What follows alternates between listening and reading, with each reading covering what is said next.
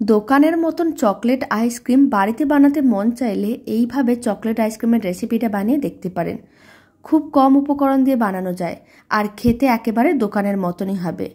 আশা করি এই চকলেটের আইসক্রিমের রেসিপিটা আপনাদের খুবই ভালো লাগবে। আর বাড়িতে বানালে কমেন্ট বক্সে জানাতে একেবারেই ভুলবেন না খেয়ে কেমন লাগলো।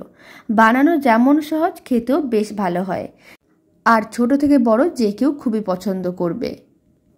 আর বানানোর জন্য খুব বেশি কিছু উপকরণের প্রয়োজন পড়বে না, খুবই কম উপকরণ দিয়ে বানানো যাবে। তো চলুন আইসক্রিমটা বানানো শুরু করা যাক। নমস্কার, আমি রুমি, আপনাদের সবাইকে আবারও একটা দারুণ স্বাদের রেসিপিতে স্বাগত। প্রথমে এখানে আমি 1/2 লিটার দুধ নিয়েছি। ফ্লেমটা মিডিয়াম টু হাইতে করে দিয়েছি। এবার দুধটাকে খুব ভালো করে গরম করে ফুটিয়ে নিতে হবে। আর এখানে আমি প্যাকেট দুধ নিয়েছি, আপনারা যে কোনো ধরনের দুধ নিতে পারেন। এবার দুধটাকে যখন খুব ভালো করে গরম করে ফুটিয়ে নেওয়া হয়ে যাবে, তখন ফ্লেমটা লোতে করে দিতে হবে। আর দুধের মধ্যে দিয়ে দিতে হবে বেশ কিছুটা পরিমাণ চিনি। এখানে আমি 100 গ্রাম চিনি দিয়ে দিলাম, মানে 1/2 লিটার দুধ নিয়েছিলাম, 100 গ্রাম চিনি নিয়েছি। আর দিয়ে দিচ্ছি বেশ কিছুটা পরিমাণ চকলেট। আমি এখানে চকলেট দিয়েছি, আপনারা চাইলে কোকো পাউডারও দিতে পারেন। এখন চকলেটগুলোকে খুব ভালো করে মিশিয়ে নিতে হবে আর মেল্ট হওয়ার জন্য অপেক্ষা করতে হবে। এখানে মোটামুটি আমি 50 গ্রামের মতন চকলেট দিয়েছিলাম। এবার কিছুক্ষণ এইভাবে ফ্লেমটা লোতে রাখতে হবে। প্রায় 5 মিনিট ফ্লেমটা লোতে রেখেছিলাম। আপনারা দেখুন চকলেটগুলো মেল্ট হয়ে গেছে। এবার 4 থেকে 5 মিনিট মিডিয়াম টু হাই ফ্লেমে দুধটাকে ভালো করে ফুটিয়ে নিতে হবে যাতে ঘন হয়ে যায়। প্রায় 4 থেকে 5 মিনিট দুধটাকে খুব ভালো করে ফুটিয়ে ঘন করে নিয়েছিলাম। এবার ফ্লেমটা অফ করে দিয়েছি। এখন ঠান্ডা করে নিতে হবে। এবার এক সাইডে রেখে দিতে হবে যাতে ঠান্ডা হয়ে যায়। আর এদিকে ক্রিমটা রেডি করে নেব। তার জন্য 1 কাপ আমি ক্রিম নিয়েছি।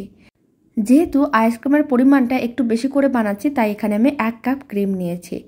আপনারা যদি কম করে বানাতে চান ক্রিমটা, তাহলে কম করে নিতে হবে। এবার এইভাবে যদি আপনারা হ্যান্ড ব্লেন্ডার দিয়ে ক্রিমটাকে ফেটিয়ে থাকেন, তাহলে কিন্তু টাইমটা অনেক বেশি প্রয়োজন পড়বে।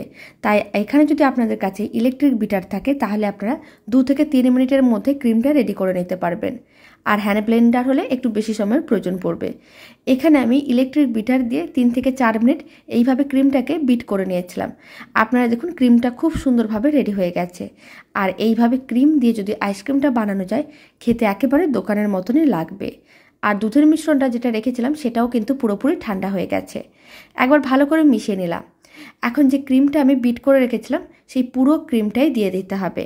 আর খুব ভালো করে একসঙ্গে মিশিয়ে নিতে হবে যাতে সমস্ত কিছু একসঙ্গে খুব ভালো করে মিশে যায়। এইভাবে একবার আইসক্রিমের রেসিপিটা বাড়িতে বানিয়ে দেখতে পারেন।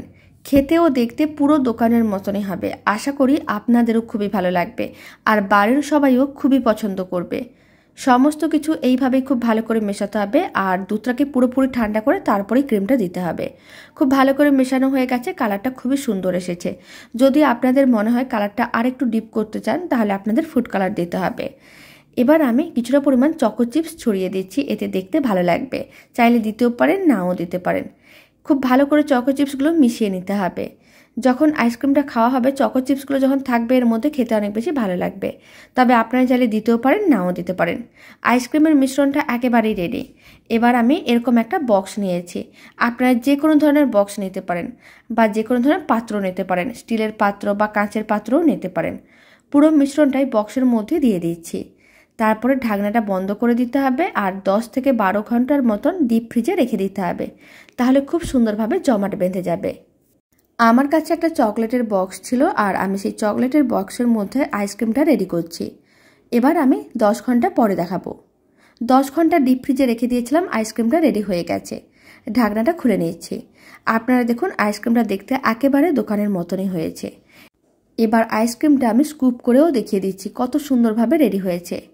আপনারাও বাড়িতে বানিয়ে দেখতে পারেন, খুব সহজে রেডি হয়ে যায় আর খেতেও বেশ ভালো হয়। এবার আইসক্রিমটা স্কুপ করে নেওয়ার পরে একটা আইসক্রিম বাটির মধ্যে সার্ভ করে নিচ্ছি। দারুণ স্বাদের এই চকলেট আইসক্রিমের রেসিপিটা শেষ পর্যন্ত দেখার জন্য আপনাদের অসংখ্য ধন্যবাদ। বাড়িতে বানালে কমেন্ট বক্সে জানাতে একেবারেই ভুলবেন না খেয়ে কেমন লাগলো। আর এই চকলেট আইসক্রিমের রেসিপিটা ভালো লেগে থাকলে আপনারা যদি ফেসবুক থেকে রেসিপিটা দেখছেন পেজটিকে ফলো করে নেওয়ার অনুরোধ রইল। এখন সামান্য পরিমাণ চকলেটকে গ্রেটারের সাহায্যে গ্রেট করে ওপরে ছড়িয়ে দিচ্ছি, এতে দেখতে বেশ ভালো লাগবে।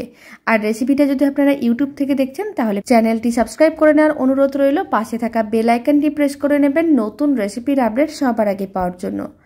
আপনারা দেখুন আইসক্রিমটা একেবারে সুন্দরভাবে রেডি হয়েছে আর খেতেও একেবারে দোকানের মতনই হবে।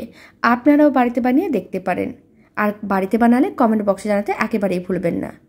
তো চলুন ভিডিওটা আমি এখানে শেষ করছি। আপনারা সবাই ভালো থাকবেন, সুস্থ থাকবেন। আপনাদের সঙ্গে আবার নতুন রেসিপি নিয়ে দেখা হচ্ছে।